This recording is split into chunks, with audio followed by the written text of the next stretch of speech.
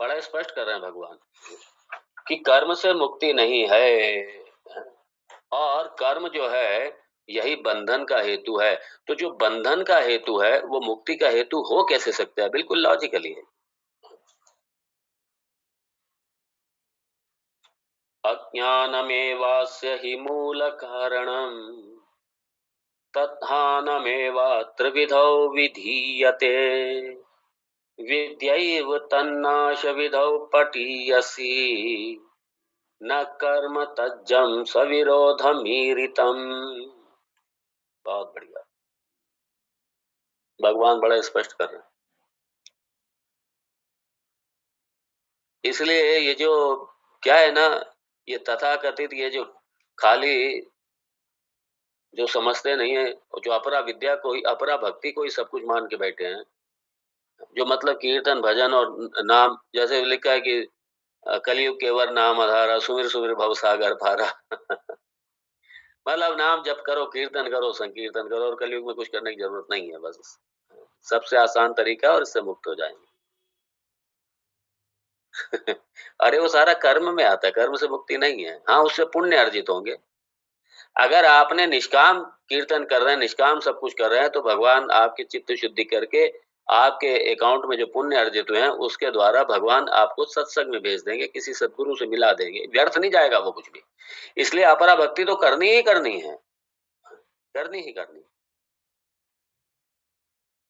और उसके बाद में जो आपने कीर्तन भजन के द्वारा, जप के द्वारा जो पुण्य अर्जित हुए हैं, उन पुण्यों का फल भगवान आपको सत्संग के रूप में दे देंगे। आपको वेदांत के करीब ले जाएंगे भगवान आपके निष्काम उपासना के द्वारा। और नहीं तो ठीक है, फिर भगवान अच्छे कुल में दे देंगे। कोई जन्म आपने पुण्य तो कमाए हैं आपने, तो पुण्य का तो आपके व्यर्थ जाएंगे नहीं। तो ठीक है, किसी अच्छे कुल में जाओ, अधोगति में होने से बच जाएंगे, बस इतना है उसका फल। बहुत ज्यादा पुण्य है तो भाई देवलोक में भेज देंगे भगवान, लेकिन उससे मुक्ति नहीं है, वो मुक्ति में नहीं है।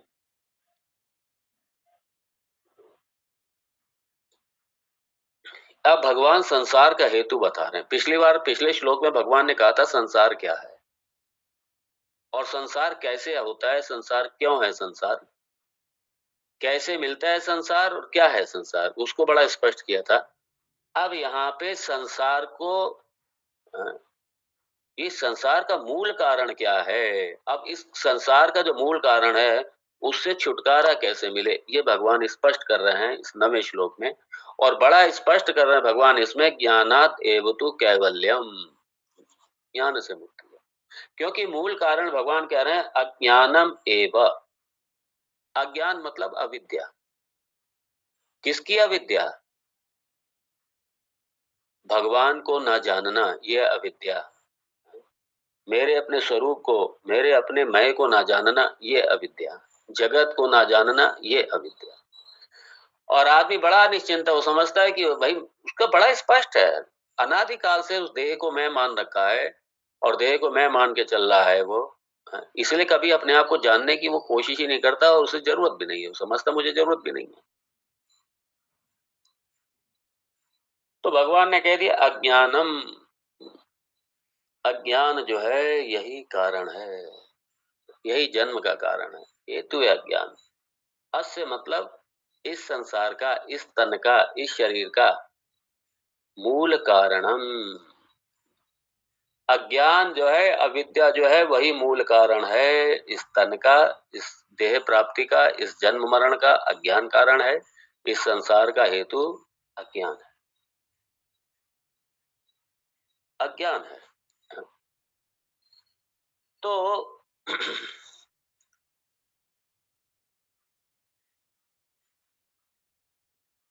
तो ये जो अज्ञान क्या है? अज्ञान यही है,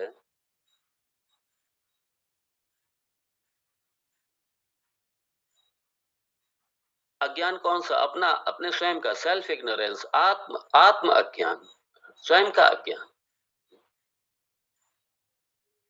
क्योंकि शरीर को मैं मान लिया,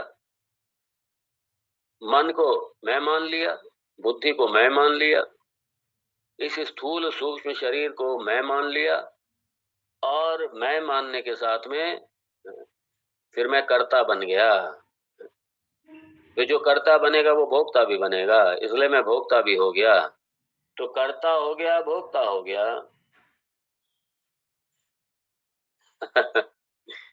अब जब कर्ता हो गया, भोक्ता हो गया, दोनों हो गए। और ये हुआ क्यों? क्योंकि मैं मूलतः ना मैं करता हूँ आत्मदृष्टि से, ना मैं भोगता हूँ, ना मैं करता हूँ। मैं अकर्ता हूँ, मैं अभोक्ता हूँ, इसका मुझे ज्ञान नहीं है। यही अज्ञान। क्योंकि अगर मुझे इसका ज्ञान हो कि मैं ही पूर्ण हूँ, मैं ही पूर्ण आत्मा हूँ, इसका मुझे ज्ञान है ही नहीं। मैं आत्मा हूँ, पहली बात, ये ज्ञान ही नहीं है। मैं पूर्ण हूँ, ये भी ज्ञान नहीं है, कुछ ज्ञान नहीं है मुझे इसका। और मैं इसका मुझे ज्ञान नहीं है, और मैं इसी के लिए सारे कर्म में, सारे जीवन में भागता दौड़ता रहता हूँ।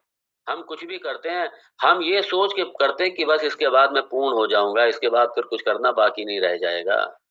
हम कर्म के द्वारा पूर्णता चाहते हैं मूलतः, और कर्म के द्वारा पूर्णता चाहते हैं, कर्म के द्वारा हम पूर्ण बन नहीं सकते। क्यों? क्योंकि कर्म खुद समय से बंधा है, इसलिए कर्म अनित्य है। कर्म अनित्य है, इसलिए कर्म से मिलने वाला भी अनित्य है। दोनों अनित्य। कर्म भी अनित्य है, कर्म से मिलने वाला भी अनित्य है, दोनों अनित्य है।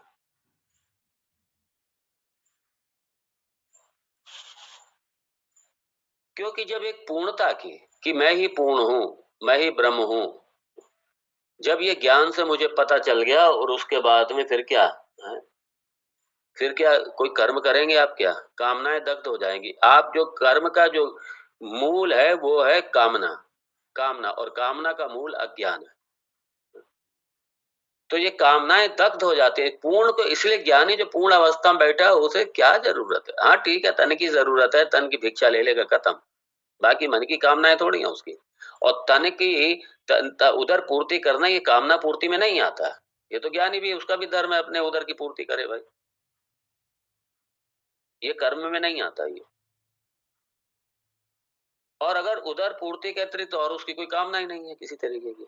ठीक है, प्रारब्ध का जो ये शरीर है मिला हुआ, जो तन है, बस ठीक है, इसके प्रति जो दायित्व बनता है, ठीक है, हो जाए, खत्म। और ये मैं समझ के नहीं जी रहा है वो, इस तन को। इस तन को अपना आयतनम, भोग आयतनम, ये समझ के जी रहा है। तो जब एक बार, और अभी ये स्थिति है ही नहीं, अभी ये, इसलिए तो संसार में ये ज्ञान था ही नहीं, ना है, ना है, न था, ना है। हाँ, इसकी प्रक्रिया में लगे हुए हैं। अगर लगे हैं तो मैं संसारियों की बात कर रहा हूँ।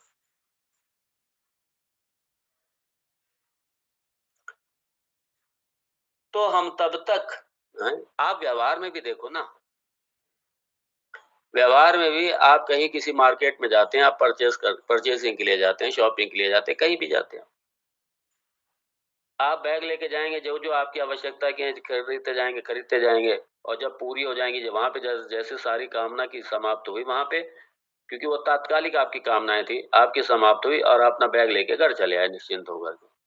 आपको लगा आप खरीदने की कुछ भी जरूरत नहीं है, ठीक है, जब जरूरत पड़ेगी तो फिर आएंगे। लेकिन उस समय आपको ऐसा लगता है कि बस अब कुछ नहीं चाहिए, अब हो गया, सब हो गया, आप शांत होकर के अपना चले आते हैं। आप अपने घर आ जाते हैं शांत होकर के। और यही संसार में, यही तो चलता रहता है। कमाना और खाना, फिर कमाना, फिर खाना, फिर कमाना, फिर खाना, फिर संग्रह करना सुरक्षा के लिए, फिर बच्चों के लिए। यही सब हमारे पूर्वज करते चले आए, यही हम कर रहे हैं सब। तो ये जो कर्म है, इस कर्म से मुक्ति नहीं है। इस कर्म से मुक्ति नहीं है। हाँ, एक और बड़े मजे की बात है। ये एक बढ़िया, ये पुनर्जन्म को अगर दूसरी दृष्टि से देखें तो एक बढ़िया टूरिज्म का एक वीजा मिल जाता फ्री का। क्योंकि कर्म से शरीर तो मिलेगा ही मिलेगा, कर्म भोग के लिए। तो इसीलिए पूरे ब्रह्मांड का आदमी चक्कर लगाता रहता है जीव रूप में। क्योंकि उसका जन्म तय नहीं होता ना, प्रारब्ध तय करेगा। संचित का जो अकाउंट है उसमें जो प्रारब्ध का पैकेज बनेगा वो जन्म तय करेगा। तो मालूम पड़ा इस जन्म में भारत में जन्मे, अगले जन्म में अमेरिका में जन्मे, फिर उससे अगले जन्म में ऑस्ट्रेलिया में जन्मे, फिर कहीं पाकिस्तान में जन्मे, यूरोप में जन्मे, कहीं जन्मे। कोई वीजा वीजा लेने की जरूरत नहीं है, ना एप्लीकेशन देने की जरूरत। तो भगवान जो है संसार का चक्कर लगाता रहते हैं। भगवान हमारे जो कर्म है, ये कर्म हमें घुमाते रहते हैं। हाँ, कोई वीजा नहीं, कोई कुछ नहीं।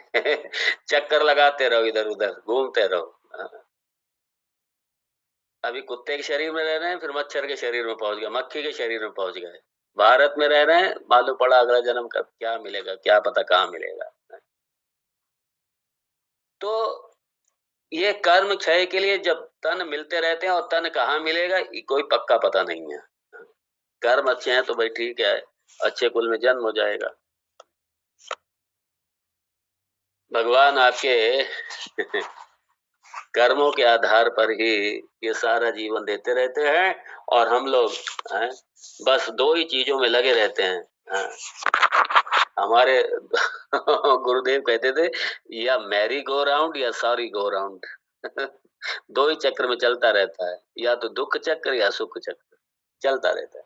दुख सुख बस यही चलता रहता है, घूमते रहो घूमते रहो। हाँ।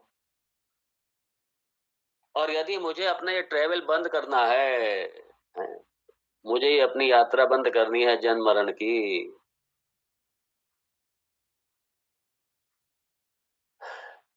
तो एक ही उपाय है, ज्ञान योगा। तो क्योंकि कर्म अज्ञान से, अज्ञान मूल कारण है, और अज्ञान की निवृत्ति ज्ञान के अलावा किसी और दूसरे साधन से हो नहीं सकती। अज्ञान की निवृत्ति ज्ञान से ही होगी। अगर अज्ञान की निवृत्ति किसी दूसरे साधन से हो जाती, तो कहीं कोई कॉलेज, इंस्टीट्यूट, कोई मार्गदर्शक, ये कुछ भी नहीं होते। होते ही नहीं है कुछ भी। लौकिक विद्याओं में कुछ नहीं होते। उदाहरण के लिए मैं कल की आपको दृष्टांत दूं, मुझे पता नहीं मोबाइल का ये इसका कैसे यूज किया जाता, कुछ नहीं पता मुझे। और इसका एक छोटा सा उपाय था जो मेरे पास, मुझे पता ही नहीं, मतलब अज्ञान था मुझे। तो अज्ञान की निवृत्ति अगर मेरे मात्र अपने से हो जाती, तो मैं हरीश जी की, आप सबकी गाइडेंस क्यों लेता मैं? इस छोटे से काम के लिए जब मुझे आपकी गाइडेंस लेनी पड़ी, हर विद्या को सीखने के लिए हमें कोई ना कोई मार्गदर्शक चाहिए, कोई ना कोई विद्या को सिखाने वाला चाहिए। ये जितनी लौकिक विद्याएं हैं, जितने लौकिक विषय हैं, उन विषयों की अगर मुझे अज्ञान है, तो उन विषयों का ज्ञान मुझे प्राप्त करना पड़ेगा, दूसरा कोई साधन नहीं है। अगर मान लीजिए कीर्तन भजन से और इन सब से अगर अज्ञान की ब्रह्म ज्ञान की अगर निवृत्ति हो, अज्ञान की निवृत्ति हो जाती, तो फिर तो सारे ये छोटे मोटे जितने अज्ञान है, इन सबकी निवृत्ति भी इसी से हो जाती। अगर स्वतंत्र रूप से ध्यान, अगर ये साक्षात ब्रह्म का जानने का अगर ये साधन होता, मतलब ब्रह्म ज्ञान अगर मात्र ध्यान से हो सकता है, तो फिर केमिस्ट्री का ज्ञान भी तो ध्यान से हो सकता है, फिजिक्स का ज्ञान ध्यान से हो सकता है। या जो जो लोगों ने अब साधनाएं मान करके बस वो समझते ही अंतिम है, जो हम कर रहे हैं वो अंतिम है बस। ठीक है, कलयुग केवल नाम हजारा, सुमिर सुमिर भवसागर तारा। ठीक है भाई, चलो बैठ करके जाप करो। अरे वहां क्या गोस्वामी जहाज जी कहना चाह रहे हैं, क्या संदर्भ है वहां पर, इसकी तरफ देखेंगे नहीं वो। इसलिए बहुत अच्छी तरह समझ लीजिए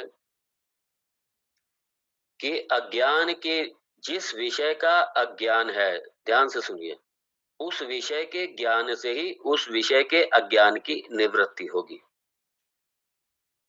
अगर ब्रह्म का अज्ञान है, मेरे स्वरूप का अज्ञान है, जगत का अज्ञान है, तो जो शास्त्र जगत के ज्ञान की बात कर रहा है, ब्रह्म के ज्ञान की बात कर रहा है, जीव के ज्ञान की बात कर रहा है, मतलब मेरे ज्ञान की बात कर रहा है, उसी ज्ञान से मेरे इस अज्ञान की निवृत्ति होगी।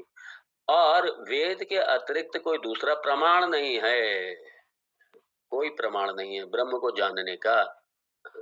इसलिए वेदांत की शरण में, मामेकम शरणम, मतलब इसलिए वेदांत की श्रवण, और इसकी साधना क्या है? श्रवण मनन निधिध्यासन।